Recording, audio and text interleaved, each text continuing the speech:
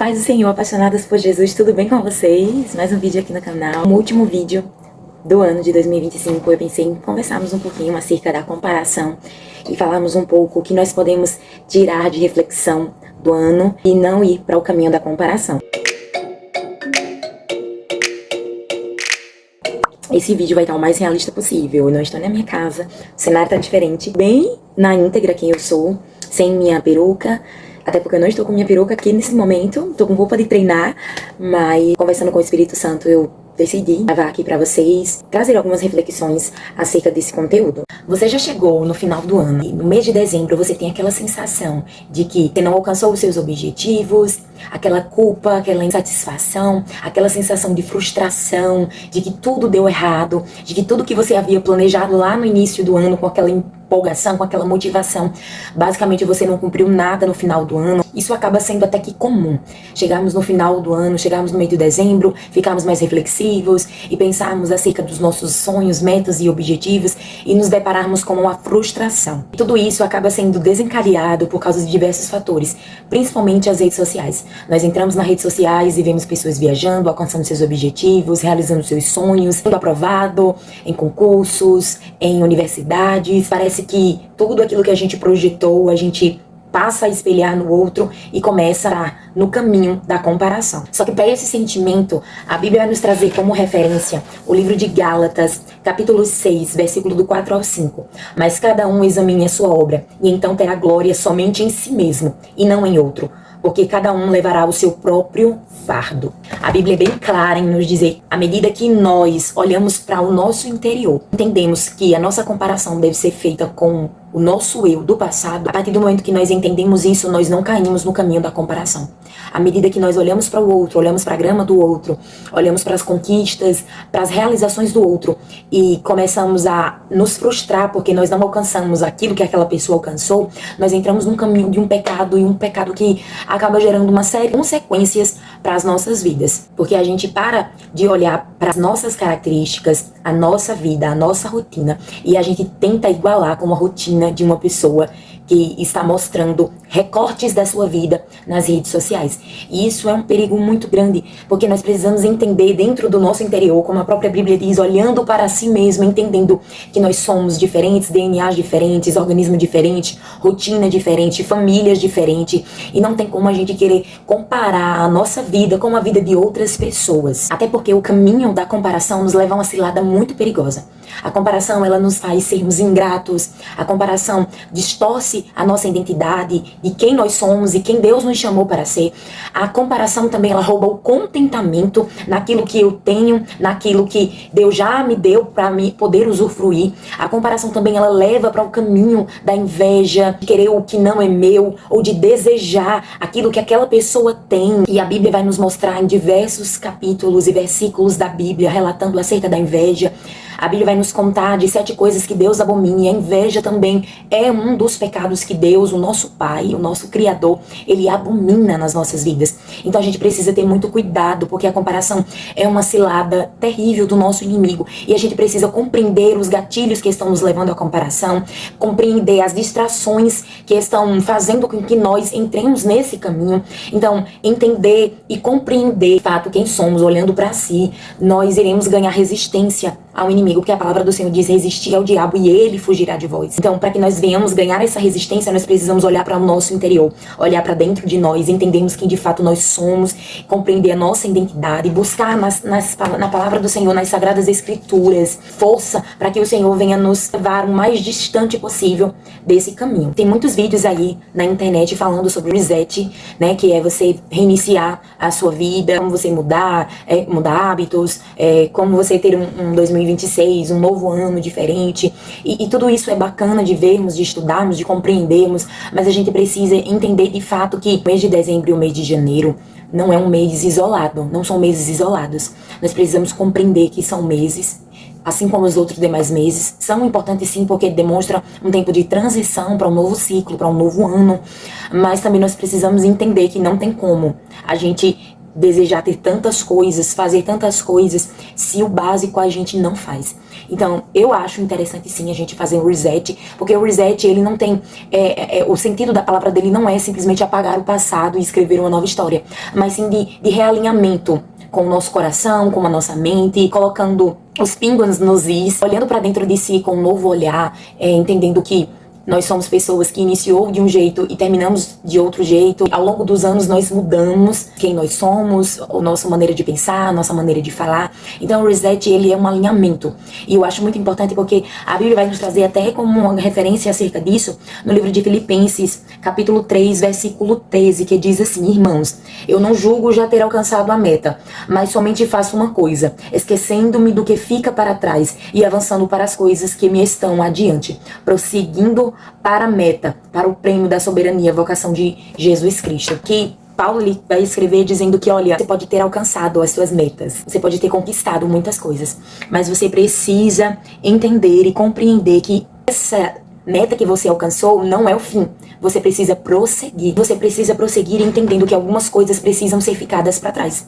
Alguns hábitos, alguns pensamentos, algumas maneiras, alguns comportamentos, eles precisam ser deixados para trás, esquecendo-se das velhas coisas e prosseguindo para o alvo, indo para o novo do Senhor, prosseguindo para um novo tempo, uma nova estação que o Senhor tem para nós. Você não sabe o que fazer ao longo do seu ano, eu convido você, inclusive o último vídeo aqui do canal, eu fiz um reset, eu vou deixar ele linkado aqui nos cards, para que possa te motivar de alguma forma a você conseguir traçar aí metas, objetivos a curto prazo, a médio prazo e a longo prazo também. E outro ponto que eu queria abordar aqui no vídeo é que Deus tem um chamado específico para cada um em um tempo específico. Às vezes a gente gosta muito de olhar para uma perspectiva de que Deus, como Ele nos vê de forma igual, que nós somos iguais para o nosso Deus, nós também, às vezes, compreendemos que o tempo de algumas pessoas tem que ser exatamente o mesmo tempo que o nosso.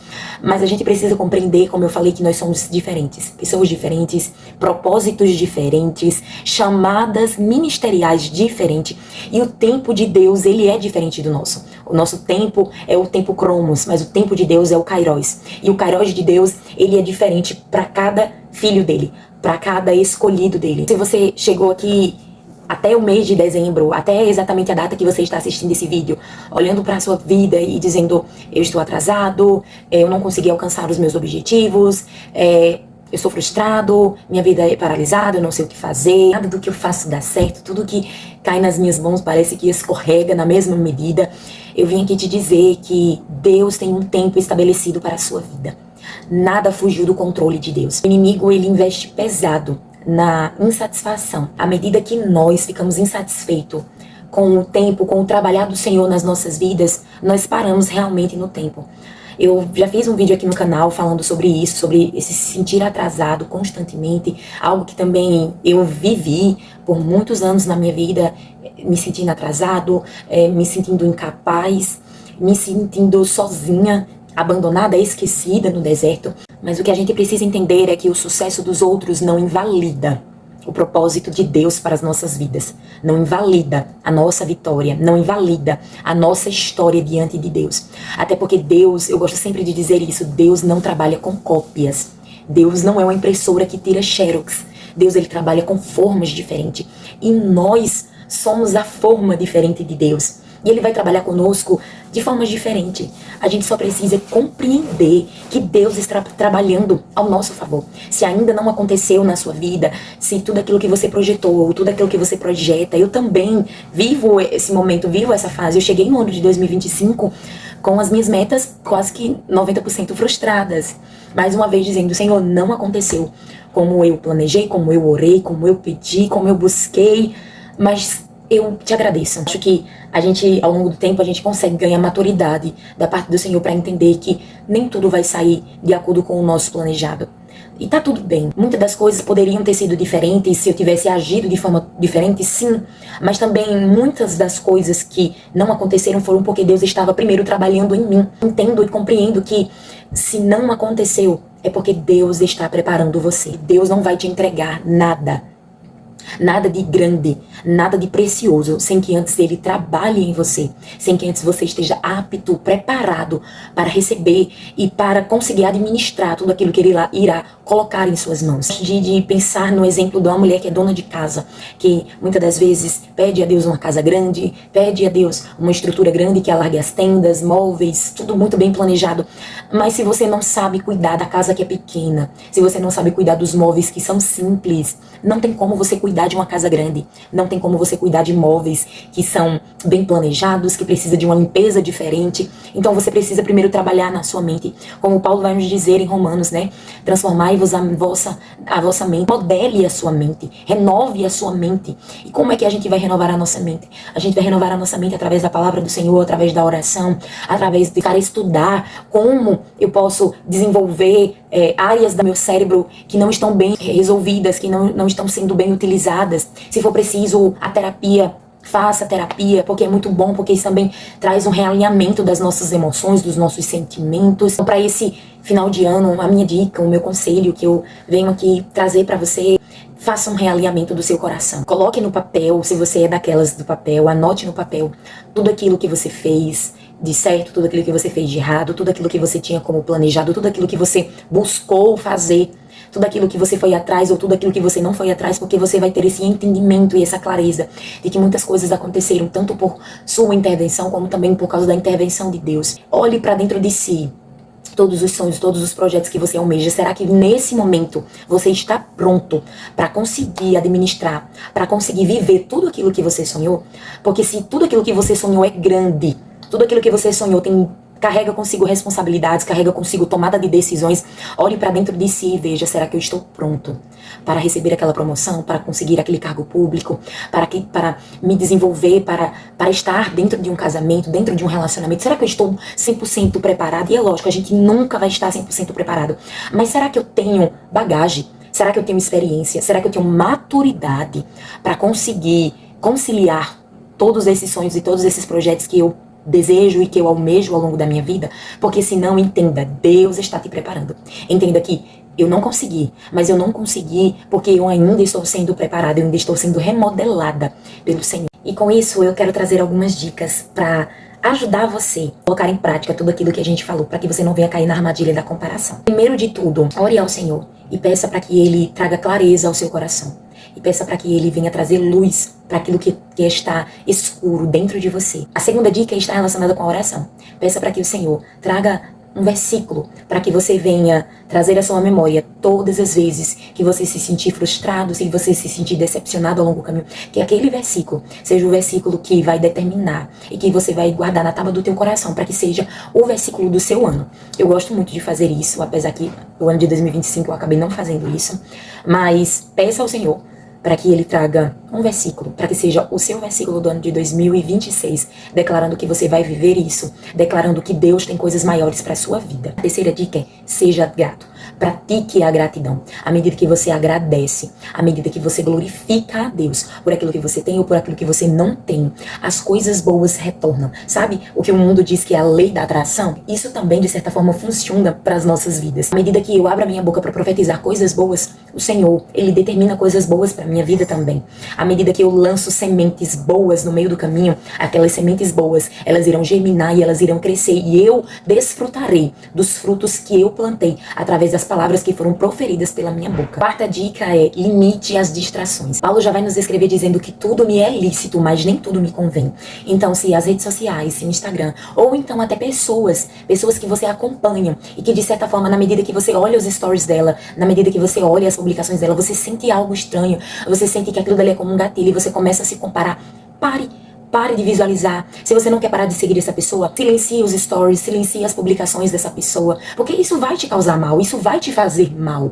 Então limite essas distrações, limite esses gatilhos, entenda quais são os seus gatilhos, se é filme, séries, redes sociais, mas a gente sabe que o mais comum é as redes sociais. Então limite, coloque barreiras, coloque muralhas. Precisa entender que precisa construir muralhas na sua vida, entendendo quais são os seus limites e quais não são os seus limites, o que está apto para você fazer, o que não está apto para você fazer, até porque isso de certa forma vai gerar saúde emocional e equilíbrio. Você não venha cair no caminho da comparação ou até mesmo no caminho da inveja. E por último faça uma autoavaliação de si mesmo. À medida que você começa a se autoavaliar, você começa a se conhecer, a se entender, e nisso você começa a desfrutar da identidade de filha que você é, da identidade de herdeira, da paternidade de Deus sobre a sua vida, entendendo que você é filha, você merece, você é escolhida, você é única, você nasceu com um propósito e você precisa cumprir o propósito que Deus estabeleceu para a sua vida, com convicção, com motivação. E para finalizar o vídeo, eu quero deixar como mensagem final que você não está atrasado. Deus não estará atrasado para fazer aquilo que Ele tem para cumprir na sua vida. Os seus sonhos e os seus projetos são importantes para o Senhor. Por mais que eles não tenham acontecido da forma que você gostaria, da forma que você deseja. A palavra do Senhor nos diz que os planos e os caminhos do Senhor são maiores do que os nossos. Então você pode não estar compreendendo hoje, mas amanhã, lá na frente, você vai compreender o porquê de cada processo, o porquê de cada espera, o porquê de cada não. Porque Deus, Ele tem sempre o melhor para os seus escolhidos, para os seus filhos. Eclesiastes 3 vai nos dizer que há um tempo determinado para todas as coisas. 2025 pode ter sido um tempo de choro, de luto, de dor, de escassez. Mas o que Deus tem preparado para você na próxima etapa, no próximo ciclo, é um tempo de alegria, fartura e bonança. E eu desejo para você um feliz 2026. E eu oro para que você continue aqui comigo, para que nós venhamos crescer juntas e cada dia mais apaixonadas por Jesus. Que Deus abençoe você e até o próximo vídeo. Tchau!